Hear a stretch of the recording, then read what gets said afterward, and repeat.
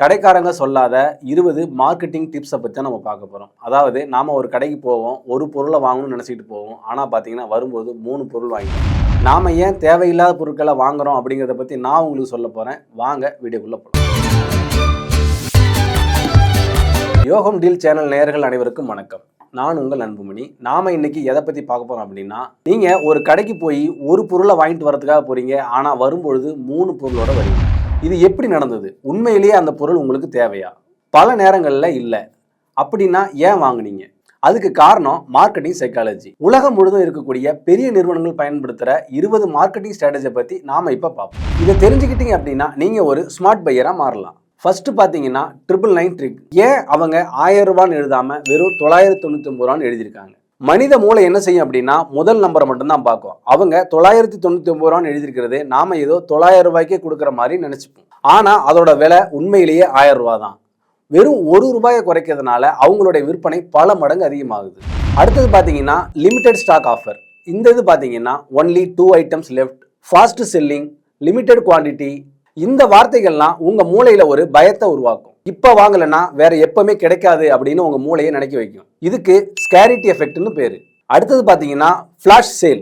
நாம சில ஆன்லைன் பிளாட்ஃபார்ம்ல பொருளை வாங்கும் பொழுது அவங்க டைமரை யூஸ் பண்ணியிருப்பாங்க. அதாவது 5:59, 5:58, 5:57 அந்த சேலோட டைம் முடிய போகுது அப்படின்னு நம்ம மூளையை நம்ப வைப்பாங்க. அதனால நம்ம உடனே முடிவெடுத்துருவோம். அடுத்தது பாத்தீங்கன்னா பை 2 கெட் 1 ஃப்ரீ. உண்மையிலேயே நமக்கு ஒரு பொருள் தான் தேவை இருக்கும். ஆனால் நம்ம ரிட்டர்ன் வர்றப்ப 3 பொருளை பர்ச்சேஸ் பண்ணிட்டு வந்திருப்போம். இந்த ட்ரிக்கை யூஸ் பண்ணி கடைக்காரங்க நிறைய சேல் பண்ணுறாங்க. அது அவங்களுக்கு லாபம், நமக்கு அது அதிகமான செலவை ஏற்படுத்துது. அடுத்தது பார்த்தீங்கன்னா செலிபிரிட்டி இன்ஃப்ளூயன்ஸ். ஒரு நடிகர் அந்த பொருளை வாங்கி பயன்படுத்துறாரு, ஒரு கிரிக்கெட் வீரர் அந்த பொருளை வாங்கி பயன்படுத்துறாருன்னு நாமளும் வாங்கிடுறோம். ஆனா அவங்க அந்த பொருளை பயன்படுத்த மாட்டாங்க. அந்த விளம்பரத்துக்கு அவங்க பணமும் வாங்கிக்குவாங்க. கடைசியில ஏமாறுறது நாம தான். அடுத்தது பாத்தீங்கன்னா பிக் ஷாப்பிங் கார்ட். சூப்பர் மார்க்கெட்ல பெரிய ட்ரேலி ஏன்? சூப்பர் மார்க்கெட்டில் பெரிய ட்ரேலி ஏன் வைக்கிறாங்க அப்படின்னா நீங்கள் அப்போ தான் நிறைய பொருளை பர்ச்சேஸ் பண்ணுவீங்க. அவங்க சின்ன ட்ரேலி வச்சாங்க அப்படின்னா நீங்கள் கம்மியான பொருளை தான் பர்ச்சேஸ் பண்ணுவீங்க. இந்த ட்ரிக்கை தான் அவங்க யூஸ் பண்ணுறாங்க. அடுத்தது பார்த்தீங்கன்னா ஸ்டோர் லே அவுட் சீக்ரெட். அரிசி, முட்டை, பால் எல்லாத்தையும் ஸ்டோரோட லாஸ்ட்ல தான் வச்சிருப்பாங்க. அந்த பொருட்களை எல்லாத்தையும் கடைக்காரர் உள்ள போய் எடுத்துட்டு வர வரைக்கும் நமக்கு தேவையில்லாத பொருட்கள்ல நாம கவனம் செலுத்துவோம். தேவையில்லாம அந்த பொருளை வாங்கிட்டு வந்துருவோம். அடுத்தது பாத்தீங்கன்னா ஃப்ரீ சாம்பிள். ஒரு பிஸ்கட் சாப்பிட்டு பாருங்க, கொஞ்சம் ஜூஸ் குடிச்சு பாருங்க அப்படின்னு சொல்லி கடைக்காரங்க கொடுப்பாங்க. நம்ம மனித மனம் என்ன பண்ணும் அப்படின்னா நன்றி உணர்வை வெளிப்படுத்தும். அதனால அந்த பொருளை வாங்கணும்னு நமக்கு தோணும். அடுத்தது பாத்தீங்கன்னா காம்போ ஆஃபர். ஒரு பொருள் வாங்கினா 500 ரூபாய், இன்னொரு பொருளும் சேர்த்து வாங்கினீங்கன்னா 700 ரூபாய் தான் அப்படின்னு ஆஃபர் போட்டிருப்பாங்க. நமக்கு உண்மையிலேயே தேவை ஒரு பொருள் தான், ஆனா காம்போ நம்மள வாங்க வைக்கும். அடுத்தது பாத்தீங்கன்னா social proof. 10 lakh people bought, best seller, most popular, இந்த மாதிரி வார்த்தைகள்லாம் பயன்படுத்தி அவங்க சேல் பண்ணுவாங்க.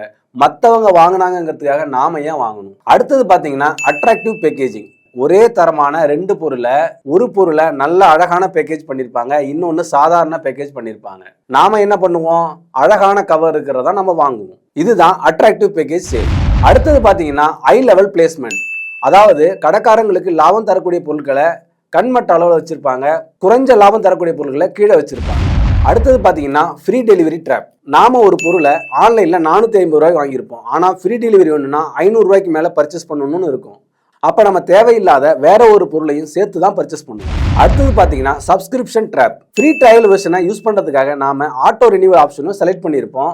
ஆனால் நம்ம கேன்சல் பண்ண மறந்துட்டோம் அப்படின்னா ரெகுலராக அந்த சப்ஸ்கிரிப்ஷன் போய்கிட்டே இருக்கும். பலர் கேன்சல் பண்ண மறந்துட்டு பணத்தை செலுத்திக்கிட்டே இருப்பாங்க. அடுத்தது பார்த்தீங்கன்னா கலர் சைக்காலஜி. சிகப்பு கலர் என்ன பண்ணும்னா அவசர உணர்வை ஏற்படுத்தும், நம்பிக்கை உருவாக்கும். பச்சை நிறம் ஆரோக்கியத்தை குறிக்கும். இந்த மாதிரி நிறங்களை பயன்படுத்தி அவங்க நம்ம கிட்ட ப்ராடக்டை சேல் பண்றாங்க. அடுத்தது பாத்தீங்கன்னா பிரீமியம் வெர்ஷன் ட்ரிக். அதாவது 999, 1499, அடுத்தது பாத்தீங்கன்னா 4999.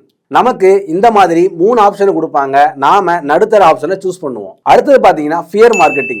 நாம இந்த பொருளை பயன்படுத்தலைன்னா பிரச்சனை அப்படின்னு சொல்லி நம்மள்ட்ட பயமுறுத்தி இந்த பொருளை விற்பாங்க. அடுத்தது பாத்தீங்கன்னா பிஃபோர் ஆஃப்டர் போட்டோஸ். எல்லாமே உண்மையா இருக்காது. சில நேரங்கள்ல எடிட்டிங், அவங்க வைக்கிற ஆங்கிள், அவங்க செட் பண்ற லைட்டிங், இதெல்லாம் தான் அந்த வித்தியாசத்தை உருவாக்குது. இது தெரியாம நாமளும் அதே மாதிரி மாறிடலான்ட்டு அந்த பொருளை வாங்குறோம். அடுத்தது பாத்தீங்கன்னா urgency emails, last chance, after ending tonight, final reminder அப்படின்னு இமெயில் வரும்.